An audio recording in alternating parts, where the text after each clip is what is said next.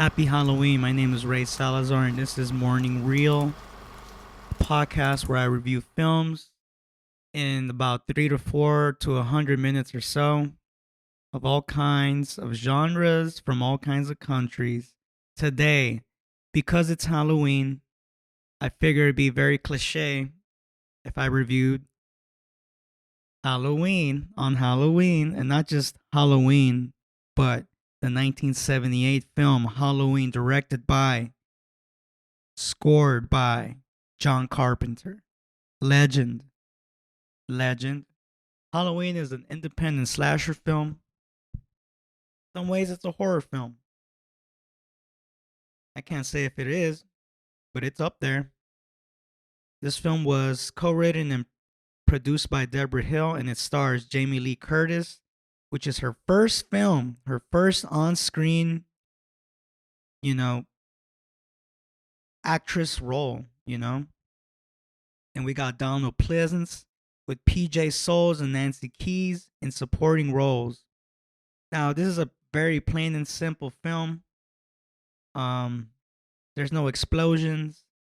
This is an independent slasher film. There's no budget for explosions. And you can see it in the film. What they got is what they got. And they did a pretty good job making a film in suburbia and making you feel uncomfortable at the same time because of its music, the way the camera, well, not the way the camera, but the way it's framed, how it's framed in certain tracking shots or dolly shots. You can kind of tell that there's this stalker-ish type of feel to it because it kind of looks like you're watching. There's like super wide shots where like you see the whole neighborhood and you see the characters walking on the opposite side of the block where the camera's actually placed at. But that distance that you see the characters is sort of the same distance it would be if you were to stand on the opposite side. And you're just following these people talking about typical high school stuff, especially 70s, late 70s, high school shenanigans where, high schools are hooking up, smoking weed, just driving around getting drunk, especially on a day like Halloween. Why not, right? Anyways, this film is plain and simple. This kid, he sees you know, this couple getting it on, and he kills the couple. He kills them in cold blood with no almost no react no emotion whatsoever, and this happened when he was 6 years old.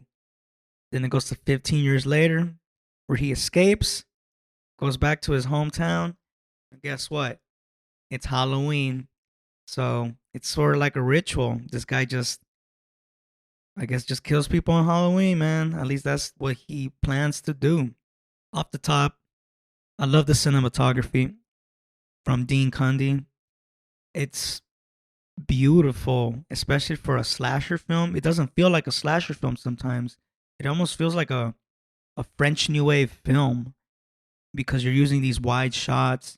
You're using steady cam, going from you're basically exploring a whole house, especially in the first shot. The first shot of the film, it's obviously the point of view of a kid, of Michael Myers when he was a kid, and he's going to all kinds of rooms, in and out, sneaking around, and it's all there in one shot, and it's pretty dope because if it was any other slasher film, it probably had like 15 cuts in like 2 minutes, and like sometimes you just want to like explore with the camera. The camera is a character itself.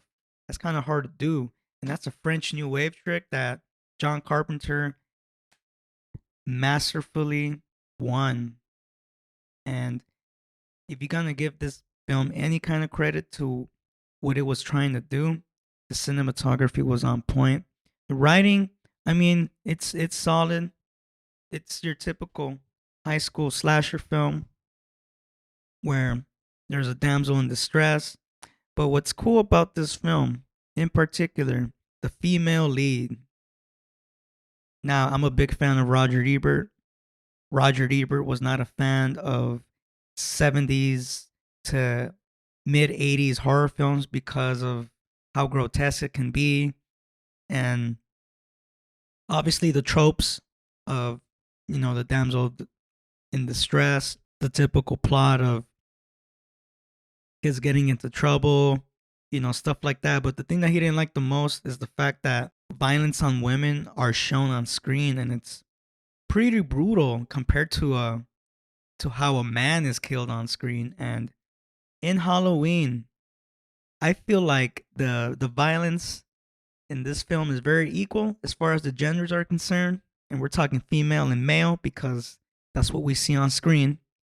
So yeah, either way, the men in this film they get brutally murdered, just as brutal as the women who get tortured, who get killed on screen. And every kill is satisfying to say the least. And it's funny because you're not supposed to root for the psychopath, but I mean, come on, it's entertainment at the same time. But it's this entertainment in particular, I feel like it's a little bit matured because it's not trying to show you just a brainless slasher film, but it's showing you a certain way as to how realistically how a woman would survive an invasion of some kind of a serial killer. And Jamie Lee Curtis, man, she's the goat. She has the scream. She has the third dimension, as film goers call it, to characters. You know, having a range of all kinds of emotions. It's out there, and my one of my favorite parts of the film, and that automatically gives me a 4 out of 4. But you know what? I would give this film realistically a 3 out of 4, and I'll tell you in a little bit. But Jamie Lee Curtis smoking weed in the car on screen. I mean, we don't know for sure if it's weed or not. I don't know. Could be a cigarette and all that stuff, a doobie. But screw it, man. I love the way she smokes a joint. It's pretty authentic. She inhales it. She coughs her ass off, especially that 70s weed. And it's great. Every second of it is great. Good job. Anyways, the reason why I give this film a 3 out of 4, um, even though it's a very basic plot, there's really not much depth to this film. It's your straight to the mill slasher film, but there is an original feel to it. Camera work is excellent. The way the music gives a certain thematic element and tone to what's going on in the film, and honestly to what's to come. And I love the way John Carpenter mixes the levels of music in scenes where it sounds pretty low, then it gets intense and more intense. I love the way Michael Myers comes into the frame. Love the way he comes into the frame, how the camera's set to a certain point of view, and then you see Michael boom popping up there. And overall, you're not really going much for depth. You're going for entertainment. You're going for brutality, and it's there. But just because of the script alone, and look where it spawned. It spawned various sequels, especially reboots from Rob Zombie and David Gordon Green, who not in a million years would I expect David Gordon Green to direct and I think co-write. I don't know if he co-wrote it, but for sure Danny McBride co-wrote the last 3 Halloween films. Either way, 3 tokes out of 4. I would recommend everybody to see this film. Honestly, it's an iconic film. It made an iconic franchise, and I just saw all kinds of children and adults wearing the Michael Myers outfit. Can't get any better than that as far as the reach this film has made since 1978. Follow me at Morning Shot Films on IG and YouTube. Follow, rate, and review this podcast called Morning Real. It's on Google Play, iHeart, Spreaker, YouTube, wherever you get your popular podcast listenings. On to the next one.